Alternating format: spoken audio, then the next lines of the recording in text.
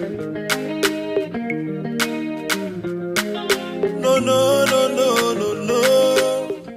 Inutile de vous déplacer, nous ramenons directement chez vous les meilleurs spécialistes. Bonjour mesdames et messieurs, bienvenue chers tous dans Entrepreneurs et Partenaires, l'émission de la Fondation Kaidan qui consulte pour vous les institutions, patrons, experts pour le succès de vos entreprises. En qualité de guest aujourd'hui, Maître Amoako Gladys, l'une des notaires les plus influentes de Côte d'Ivoire, c'est tout un plaisir.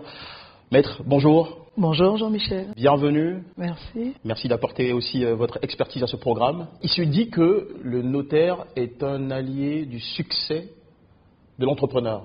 Comment cela se traduit dans les faits? Ben, écoutez, la part prise par le notaire dans le succès de l'entrepreneur se situe surtout au niveau de son apport en matière juridique, d'accord, et en l'occurrence dans le cadre des actes qu'il dresse. Le notaire, d'accord, est un officier public, délégataire de la puissance publique. L'acte notarié que le notaire dresse est un acte d'autorité, c'est-à-dire qu'il met en exergue les conventions des parties et avant d'en arriver à dresser son acte, à établir l'acte, évidemment, le notaire reçoit le client qui sollicite sa prestation et va lui donner des conseils tant dans le cadre de l'organisation de son partenariat, dans le cadre de l'organisation de l'entreprise, dans le cadre de l'organisation même du patrimoine et dans le cadre des meilleures opportunités en matière juridique et fiscale. Alors cet apport du notaire va permettre à l'entrepreneur de mieux orienter ses choix dans le cadre global de l'ensemble des solutions sociétales qui sont proposées par l'acte uniforme OHADA. Ça va permettre à l'entrepreneur d'orienter son choix vers la meilleure société possible au vu des activités qu'il veut mener et dans le cadre du partenariat qu'il veut nouer. Lorsqu'on entend tout de suite parler de votre métier, on pense aux frais. Est-ce autant cher de consulter un notaire? La consultation du notaire n'est pas chère. Je dirais même que le notaire est un conseiller gratuit. Voilà. Vous le dites comme ça, mais est-ce que c'est toujours vrai?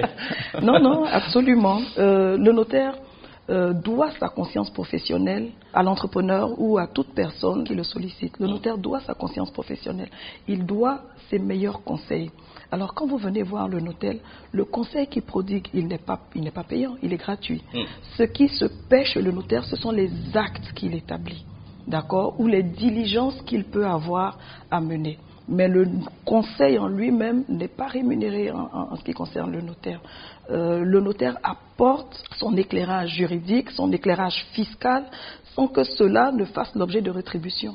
Lorsque le notaire établit des actes, c'est à ce moment-là que le notaire va soumettre au client une facture pour les actes qu'il établit, laquelle facture va faire ressortir les honoraires du notaire, mais également les droits et les taxes qui sont dus à l'État. Parce qu'il faut savoir que le notaire est le dépositaire obligé des droits et des taxes qui sont dus à l'État. Nous percevons ces droits et ces taxes pour les reverser. Alors la facture du notaire ne fait pas qu'apparaître les honoraires qui sont dus au notaire. Elle fait apparaître également les droits et les taxes qui sont liés aux actes que nous recevons. Et ça, malheureusement, la plupart des gens ne le savent pas. Ils croient que les sommes qui sont versées au notaire reviennent intégralement au notaire. Ça n'est pas le cas. Tous les conseils que le notaire dispense sont gratuits. Ils font partie de l'obligation du notaire. On va profiter de la gratuité du conseil notarial pour vous demander de passer quelques recommandations aux entrepreneurs qui veulent se lancer. Généralement, qu'est-ce que vous leur conseillez de judicieux? La première chose que l'on va conseiller à un entrepreneur, c'est déjà d'avoir une idée précise du domaine d'activité dans lequel il se lance. C'est très important. La seconde chose, c'est de s'adresser à un professionnel, en l'occurrence le notaire que je suis, qui va lui permettre d'avoir un aperçu global des lois et de toutes les incidences, que ce soit sociales, que ce soit fiscales, que ce soit juridiques, en ce qui concerne l'entreprise dans laquelle il veut se lancer.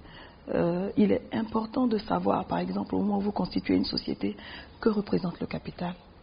Il est important de savoir, au moment où vous constituez une société, quelle est la part que doit détenir, par exemple, ou alors comment doit s'opérer la répartition des actions entre les associés, de façon à ce que, à un moment donné, en cas de dissension ou de désaccord entre les associés, on ne se retrouve pas à des blocages qui conduisent vers la mort certaine de la société. Il est important de savoir quel est le chiffre d'affaires auquel votre société peut être assujettie et quelles en seront les implications fiscales, quelles seront les déclarations à effectuer au moment, d'accord, du démarrage de vos activités. Beaucoup, malheureusement, l'ignorent.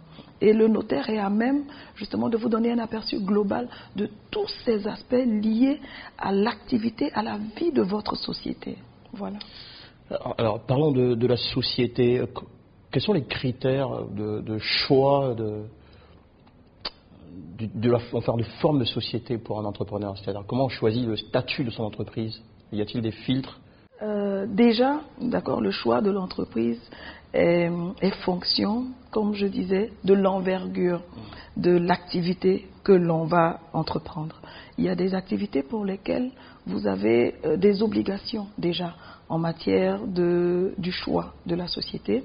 Il y a des activités pour lesquelles vous avez des seuils minimums en ce qui concerne le capital, et il y a d'autres activités pour lesquelles vous pouvez... Pouvez-vous me donner un exemple, par exemple, en fonction du capital, quel type de société ou forme de statut de société il faut choisir?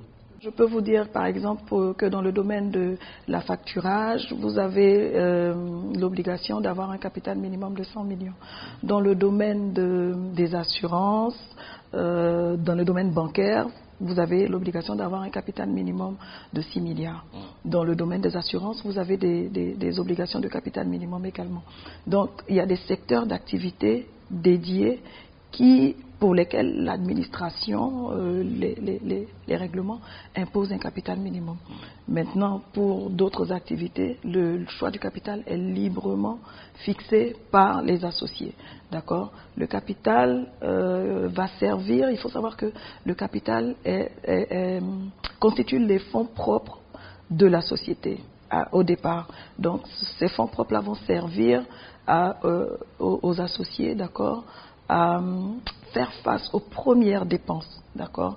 C'est ces sommes-là qui vont leur permettre comment je veux dire, déjà par exemple au moment de la constitution, les frais notariés peuvent être supportés par les apports faits en capital. Donc ça va venir au niveau du bilan dans la rubrique des sommes d'établissement de la société. Donc le capital doit être à même de supporter ces premiers montants, ces premières sommes-là.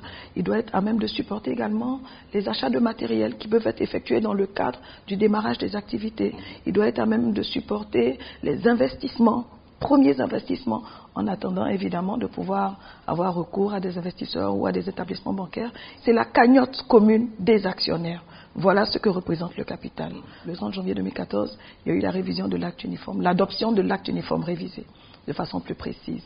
Le 2 avril 2014, l'État de Côte d'Ivoire a pris une ordonnance instituant le fait que les associés, les futurs sociétaires pouvaient librement fixer le montant du capital social d'une SRL, par exemple. Pour certains, une SRL peut être constituée avec une somme de 10 000 francs, avec une somme de 100 000 francs. Ah tiens, ça tombe bien. Qu'est-ce que vous conseillez en général aux entrepreneurs lorsqu'il arrive SNC, SARL quelle est la meilleure façon de démarrer? Quelle est la meilleure forme de société pour démarrer quand on démarre avec des ressources, disons, moyennes? Comme je le disais, suivant l'activité que l'on veut mener et évidemment suivant les objectifs que l'on se fixe dans un premier temps, la plupart de ceux qui viennent souhaitent aller vers la constitution d'une SARL. Pourquoi une SARL? Société à responsabilité limitée. Déjà, le principe dans le cas de la SARL, c'est que la responsabilité est limitée aux apports. Donc, en matière de dette sociale ou d'actifs social, les associés bénéficient de ce qu'ils ont apporté pour ce qui concerne l'actif social, mais pour ce qui concerne les dettes sociales, ils sont tenus également à hauteur de leurs apports. Donc, leur patrimoine personnel n'est pas engagé. Okay. Donc, la plupart des entrepreneurs qui souhaitent constituer une société tendent vers la SARL. En l'occurrence, le mode de gestion de la SARL, il est assez souple. Parce qu'en matière de SARL, on a comme dirigeant un gérant. le gérant étant la personne investie des pouvoirs les plus étendus pour représenter la société. Donc c'est lui qui s'occupe des questions d'administration, de gestion et qui représente la société vis-à-vis des tiers. Dans les autres formes de société telles que la SA, société anonyme, là vous avez une gestion, un mode d'administration plus accru. Dans le cas de la société anonyme, vous avez un conseil d'administration. On peut avoir un administrateur général qui a à peu près les mêmes fonctions qu'un gérant, mais la plupart des sociétés anonymes ont un conseil d'administration qui est un organe collégial, qui donne les orientations en ce qui concerne la politique sociale. Donc ce sont eux qui vont fixer les objectifs de la société. Et le directeur général maintenant, qui est nommé par le conseil d'administration, va mettre en application ces orientations qui sont données par le conseil d'administration. Et il va représenter la société dans le cadre de ses activités avec les tiers ou avec tout organisme. Le choix de la société est lié au mode d'administration ou alors à l'envergure que l'on veut donner à cette société. D'accord. Un dernier mot, maître, avant de partir à nos chers entrepreneurs. Ce que j'ai à dire aux entrepreneurs, c'est de ne surtout pas avoir peur d'aller vers le notaire, d'aller non pas que vers le notaire, mais vers tous ces partenaires outillés qui sont à même de le conseiller utilement dans le cadre des activités qu'il veut mener.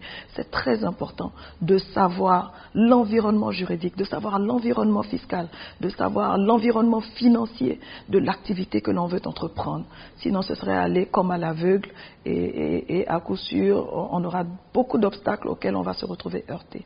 L'éclairage du professionnel, du partenaire, permet d'avoir une visibilité beaucoup plus accrue et d'entreprendre de façon beaucoup plus sereine. Et on rappelle que le conseil notarial, chers entrepreneurs, est gratuit. Absolument. Merci beaucoup, Maître Amoakong Gladys, pour la teneur de nos échanges. Nous souhaitons beaucoup de bonheur pour la suite. Ben, écoutez, c'est moi qui vous remercie et j'attends les entrepreneurs avec impatience. Allez, merci mesdames et messieurs d'avoir été autour. Nous vous souhaitons le meilleur jusqu'au prochain numéro d'entrepreneurs et partenaires, des partenaires dévoués.